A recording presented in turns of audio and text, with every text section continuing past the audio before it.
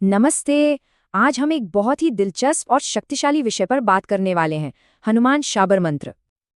अच्छा, चलिए एक सवाल से शुरू करते हैं।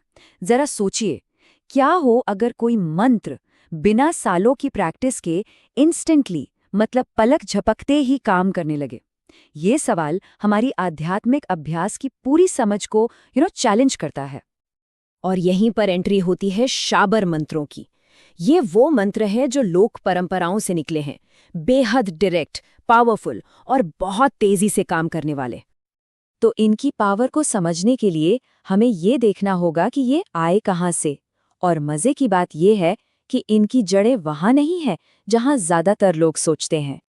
देखिए, एक तरफ है वैदिक और पौराणिक मंत्र, जो हजारों साल पुराने संस्कृत ग्रंथों से आते हैं। लेकिन शाबर मंत्रों की कहानी बिल्कुल अलग है।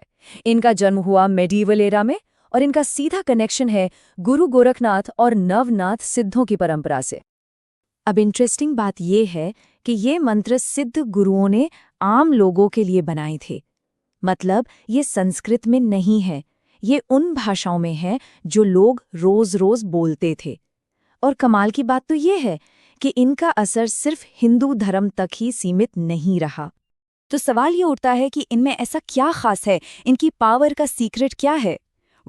वो छिपा है इनके काम करने के तरीके में, जो ट्रेडिशनल मंत्रों से एकदम अलग है। और यहाँ पर सबसे बड़ा डिफरेंस साफ दिखता है। देखिए, ट्रेडिशनल मंत्रों में पावर साधक को खुद बनानी पड़ती है, सालों की मेहनत से सिद्धि हासिल करनी पड़ती है। पर शाबर मंत्र स्वयं सिद्ध माने जाते हैं, मतलब power is already built in. स्वयं सिद्ध मतलब जो खुद ही सिद्ध हो। इसका सीधा सा मतलब है कि इन मंत्रों की शक्ति पहले से ही अनलॉक्ड है, प्री एक्टिवेटेड है। उन्हें बस सही तरीके से यूज करने की जरूरत होती है, लंबी चौड़ी साधना की नहीं। तो चलिए अब फोकस करते हैं इस परंपरा के एक बहुत ही पावरफुल मंत्र पर, हनुमान शाबर मंत्र। जैसा कि हम देख सकते हैं, इसके जो इंटेंडेड यूजेस हैं वो बहुत डायरेक्ट और पावरफुल हैं। वशीकरण, यानी किसी के थॉट्स या एक्शंस पर कंट्रोल पाना, अपने पर्सनल गोल्स को पूरा करना, दुश्मनों की नेगेटिव एनर्जी से बचना और हर तरह के डर और अननोन डेंजर से प्रोटेक्शन।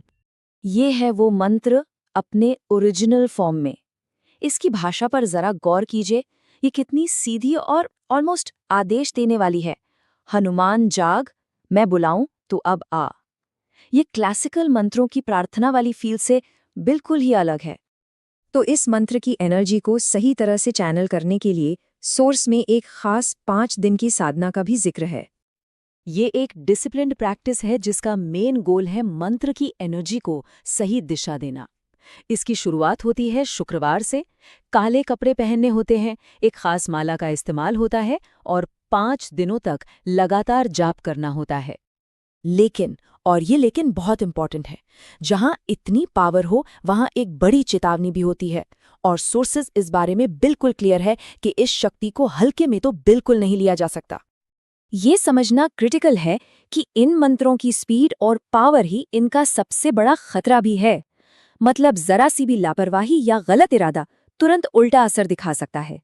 इसीलिए कुछ रूल्स हैं जिन्हें इग्नोर नहीं किया जा सकता। इरादे एब्सोल्युटली प्योर होने चाहिए। ये मंत्र कोई कैजुअल एक्सपेरिमेंट करने के लिए नहीं है। और सबसे जरूरी बात, किसी जानकार गुरु से गाइडेंस लेना हमेशा हमेशा बेहतर होता है। आखिर में सारी बात आकर रुकती है साधक की अपनी नीयत पर। सोर्स के हिसाब से अगर मन साफ है और कर्म शुद्ध है तो मंत्र की शक्ति आपके साथ ही है, उसे जगाने की जरूरत नहीं पड़ती। और यही बात हमें एक बहुत बड़े सवाल पर लाकर खड़ा कर देती है कि जब शक्ति इतनी आसानी से मिल सकती हो तो उसे संभालने वाले के कंधों पर कितनी बड़ी जिम्मेदारी आ जाती है। इस पर सोचिएगा जरूर।